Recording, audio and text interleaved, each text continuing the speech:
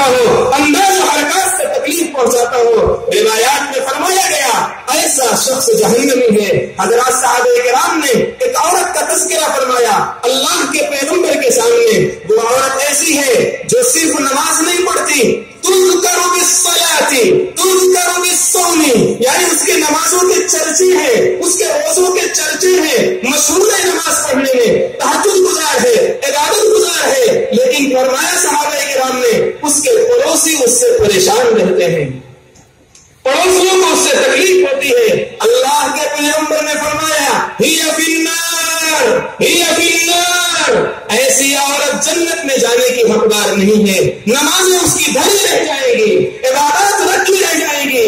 یہی وجہ ہے کل قیامت کے میدان میں سوال ہوگا۔ اللہ کے پیغمبر نے پوچھا حضرات صحابہ کرام سے من المفلس، مفلس کون ہے، نادار کون ہے، غریب کون ہے؟ حضرات صحابہ کرام نے فرمایا المفلس یا رسول اللہ من لا درہم له ولا متاع۔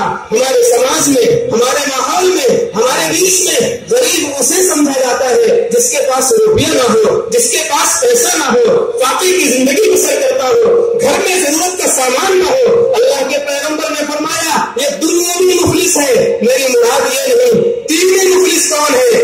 حضرات صحابہ کرام نے فرمایا اللہ و رسولہ اعلم۔ بخاری کی روایت ہے پیغمبر نے فرمایا مفلس میری امت کا وہ شخص ہوگا جو بڑی عبادات لے کر آئے گا، نفلی اعمال لے کر آئے گا، فضائل کا ذخیرہ لے کر آئے گا، لیکن جب اللہ کے دربار میں پہنچے گا من شتم ہاگا وقذف ہاگا وضرب ہاگا، زبان سے تکلیف پہنچائی ہوگی، ہاتھ سے تکلیف پہنچائی ہوگی، اپنے حرکات سے تکلیف پہنچائی ہوگی۔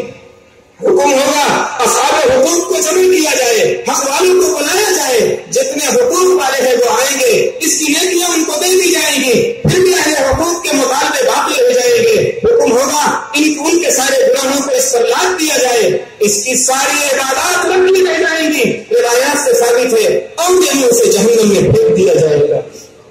اس لیے میرے بزرگوں اور دوستوں عرض یہ کرنا ہے کہ ہر مومن کو اللہ تبارک و تعالی نے ایک مقام دیا ہے، ایک عزت دی ہے، ایک احترام دیا ہے کہ اللہ تبارک و تعالی کے نزدیک ایک مومن کا مقام کعبہ کی فضیلت سے زیادہ ہے۔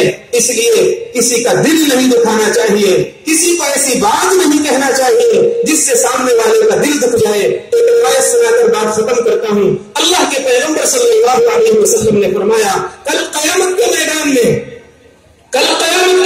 میں کون سی ایسی چیز ہوگی جس کی وجہ سے لوگ زیادہ جہنم میں جائیں گے؟ مشکات کی روایت ہے اللہ کے پیغمبر نے فرمایا هل يكب الناس على النار الا حصائد السنتهم، لوگ اپنی زبانوں کی کرتوت کی وجہ سے، اپنے زبانوں کے غلط استعمال کی وجہ سے کل قیامت کے میدان میں عام جہنم میں ڈالے جائیں گے۔ ام سلمہ رضی اللہ عنہ کی روایت ہے جو بخاری میں بھی موجود ہے، حضرت اللہ کے پیغمبر صلی اللہ علیہ وسلم نے فرمایا عورتوں کے بارے میں فرمایا اے عورتوں کی جماعت، میں نے جہنم میں عورتوں کو سب سے زیادہ دیکھا ہے۔ ایک صحابیہ نے، عقل مند صحابیہ نے پوچھا یا رسول اللہ اس کی وجہ کیا ہے، اس کا سبب کیا ہے؟ اللہ کے پیغمبر نے فرمایا جو سبب بیان کیا وہ یہی ایزا تھا۔